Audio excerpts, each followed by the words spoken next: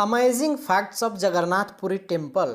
जगन्नाथपुरी के रहस्य जिन्हें देखकर आज के वैज्ञानिक भी हो रहे हैं आश्चर्यचकित। आखिर क्यों? जगन्नाथपुरी में भारत के ही नहीं अपितु पूरे विश्व के लोग दर्शन करने आते हैं। ये मंदिर पूरे विश्व भर में प्रसिद्ध है। भगवान जगन्नाथ के इस मंदिर की बनावट में आज भी ऐसे कई रहस्य छुपे हैं जिसे आज के समय का विज्ञान भी पता नहीं लगा पाया है। ये मंदिर प्राचीन वास्तुकला एवं शिल्प कला का अनूठा नमूना है। भगवान श्री कृष्ण के मंदिर जगन्नाथपुरी के निर्माण और इतिहास से जुड़े बड़े कई रहस्य हैं। हिंदू धर्म की धार्मिक मान्यताओं के अनुसार धरती पर स्थित 4 पवित्र धामों में से एक जगन्नाथपुरी है, जो कि भारत के पूर्व में उड़ीसा प्रदेश के पुरी शहर में समुद्र तट के निकट स्थित है। पुराणों में धरती का वैकुंठ जगन्नाथपुरी को भी कहा जाता है।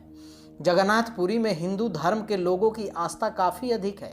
इस मंदिर में भगवान विष्णु के अवतार श्री कृष्ण की प्रतिमा जगन्नाथ भगवान के रूप में और साथ ही उनके बड़े भाई बलभद्र, बहन सुभद्रा की मूर्ति भी इस मंदिर में स्थापित है।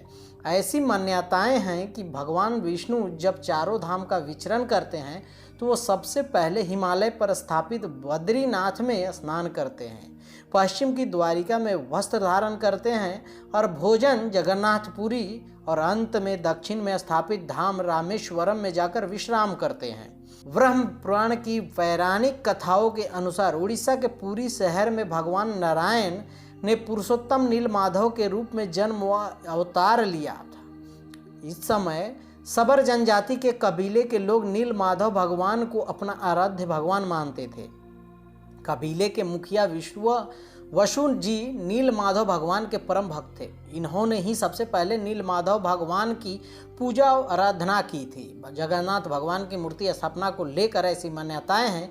मालवा के राजा इंद्रदुमन भगवान श्री नारायण के परम भक्त थे। उन्हें स्वयं भगवान नारायण ने उनके सपने में दर्शन दिए और उनसे एक भव्य मंदिर बनवाने को कहा।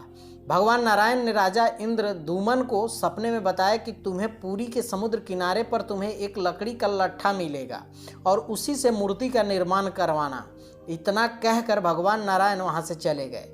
अगले दिन मालवा नरेश को समुद्र तट पर लकड़ी का लट्ठा मिल गया, परंतु वो उसे उठाकर लाने में असफल रहे। तब उन्होंने सबर जनजाति के मुखिया वसु से उस लट्ठे को लाने का आग्रह किया, जो कि नीलमाधव भगवान के परम भक्त थे। राजा इंद्रदुमन ये जानते थे वसु जी जैसे परम भक्त ही इस लट्ठे को ला सकते हैं। इंद्रदुमन ये देखकर बड़े खुश हुए कि प्रभु ने स्वयं जैसा कहा वैसा ही हुआ है। पर अब इंद्रदुमन के सामने ये प्रश्न था कि मूर्ति का निर्माण किससे करवाएं। पुराणों में ऐसा लिखा है कि विष्णु व कर्मा भगवान ने एक वृद्ध मूर्तिकार के रूप में प्रकट हुए और उन्होंने मूर्ति बनाने का इच्छा प्रकट की। मालवा के राजा ने उन्हें मूर्ति बनाने के लिए चुना था, पर वृद्ध मूर्तिकार ने एक शर्त रख दी थी कि वो इस काम को 1 महीने में पूर्ण कर देंगे, परंतु वो ये कार्य एक बंद कमरे में करेंगे और इस दौरान उस कमरे में कोई झांकेगा नहीं, न कोई उसमें प्रवेश करेगा जब तक उनका कार्य पूर्ण नहीं हो जाता। उन्होंने कहा, राजा जी आप भी इस नियम का पूर्ण पालन करेंगे। राजा ने कहा, महाराज जब ऐसा ही होगा जैसा आप कहेंगे। वृद्ध मूर्तिकार उसी समय कमरे में बंद मूर्ति का निर्माण करने लगे। फिर अंत में महीने का आखिरी दिन था और अंदर से किसी प्रकार का कोई हलचल व आवाज़ भी नहीं आ रही थी। तो राजा को शंका होने लगी और उनके दिमाग में कई सवाल उठने लगे कि क्या हुआ, अब तक तो मूर्ति बन जानी चाहिए थी। आखिरकार राजा अपने शक को दूर करने के लिए सभी शर्तों को अनदेखा कर राजा जी ने दरवाज़ा खटखटाया और वो अंदर झांक कर देखने लगे। जैसे ही दरवाज़ा खुला, राजा को वो वृद्ध व्यक्ति कमरे में नहीं मिला। उन्होंने पाया कि मूर्तियों का निर्माण पूर्ण नहीं हो सका है, मूर्ति के हाथ पांव भी नहीं बन पाए हैं।